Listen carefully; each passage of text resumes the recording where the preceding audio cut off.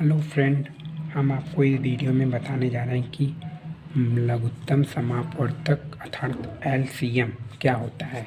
तो आइए हम जानें एलसीएम क्या होता है। तो लासक क्या होता है, जैसे कि एलसीएम मतलब यह जो है वह दो या दो से अधिक संख्या अथवा व्यंजकों का लघुत्तम समापवर्तक होता है, जो छोटी से छोटी संख्या अथवा न्यूनतम घात वाला व्यंजक होता है, जो दी हुई संख्याओं का व्यंजकों को पूर्णतः विभाजित कर देता है। अर्थात जब कई संख्या में दी होती है उसका एलसीएम निकालना होता है, तो उनको मतलब उन सभी में सबसे छोटी से छोटी क्या संख्या होती है उसको हम लेते हैं, उसी वही हमारा एलसीएम होता है। तो जैसे कि हमारे पास कुछ है, 6 है, 8 है और 12 है। तो जो इन से अर्थात इन संख्याओं से जो विभाजित होने वाली संख्याएँ क्या है, जैसे 6, 12, फिर 18, 24, 30, इसे डॉट डॉट होता चला जाएगा। और 8 से क्या विभाजित होती है, 8 से हमारा 8, 16, 24, 32, 40 डॉट डॉट।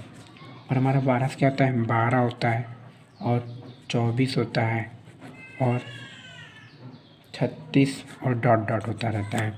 ओके, अतः इन सभी संख्याएं जो हैं, इन सभी संख्याओं में 24 जो है वह सब में कॉमन है। अर्थात 24 ही ऐसी संख्या है जो 6 से 8 से 12 से अच्छी तरह विभाजित हो जाएगी। अतः हम कह सकते हैं कि इसका एलसीएम 24 है। अब हम जानते हैं कि एलसीएम निकाला कैसे जाता है।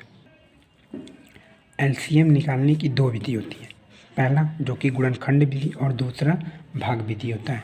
तो हम एक एक करके जानते हैं कि गुणनखंड विधि और भाग विधि क्या होता है।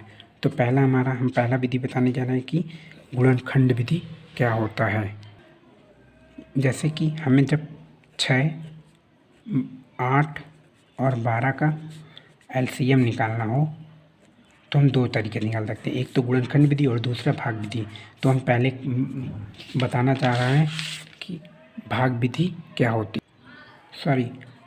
पहला हमारा गुणनखंड विधि। तो इसका सबसे पहले हम इसका अभाज्य गुणनखंड करते हैं। जैसे 6 का अभाज्य गुणनखंड क्या होगा, 2 × 3 अर्थात 2 3 6। फिर 8 का क्या होगा, 2 × 2 × 2। फिर 12 का क्या होगा, 2 × 2 × 3। ये हमारा अभाज्य गुणनखंड है, 6, 8 और 12। अब दी हुई संख्याओं का सबसे अधिकतम घात लेते हैं।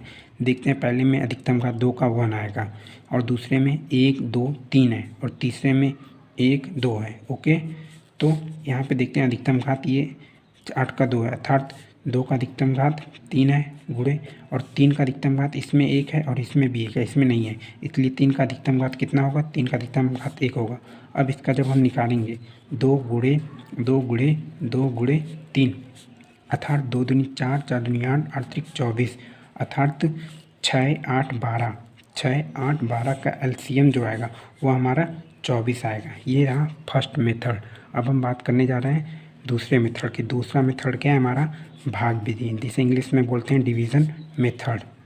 भाग विधि कैसे ज्ञात करते हैं, जैसे हमें अब इसी संख्या 6, 8 और 12 का एलसीएम निकालना हो तो हम कैसे निकालेंगे।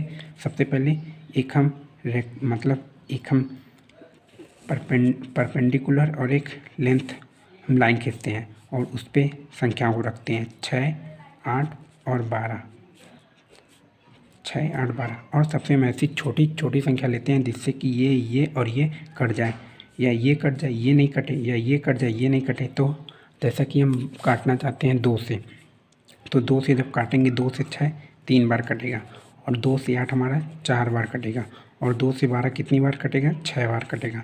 फिर हम देखते हैं, फिर 2 से कटेंगे कुछ, देखते हैं 2 से फिर काटना स्टार्ट करते हैं तो 2 से 3 नहीं कटता जी। और ये हम करते वक्त ध्यान रखते हैं कि जो नहीं कटता उसको हम वैसे ही उतार लेते हैं। 2 से 3 नहीं कट रहा है तो 3 हम क्या करें, उतार लिए। फिर 2 से 4 कट रहा है कितनी बार, 2 बार। फिर 2 से 6 कट रहा है कितनी बार, 3 बार। फिर अब लाइन खींच देते हैं, फिर देखते हैं कि फिर 2 से कोई संख्या कटेगा, फिर यहाँ 2 लिखते हैं, तो 2 से 3 नहीं कटेगा, उसको भी उतार लिए। फिर 2 से 2 कटा, 1 आ गया।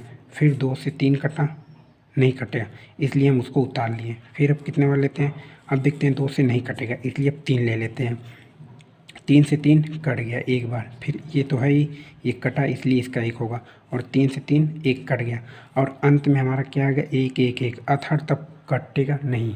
अर्थात जब हमारा अंत में 1 1 अंश आ जाए तो वहाँ पे हमारा एलसीएम समाप्त होता है। अब इसका हम देखते हैं हमारा एलसीएम सही है या गलत।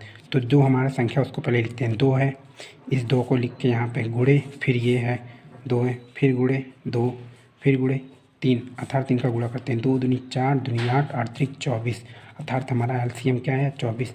यहाँ पे आप देख सकते हैं कि तीनों मेथड में, जैसा कि भाग विधि से जब हम एलसीएम निकाले तो 24 आया, और जब गुणनखंड विधि से एलसीएम निकाले तो 24 आया। अर्थात हमारा यहाँ सिद्ध होता है कि जो 6, 8 और 12 है उसका जो एलसीएम होगा वह कितना होगा 24 होगा।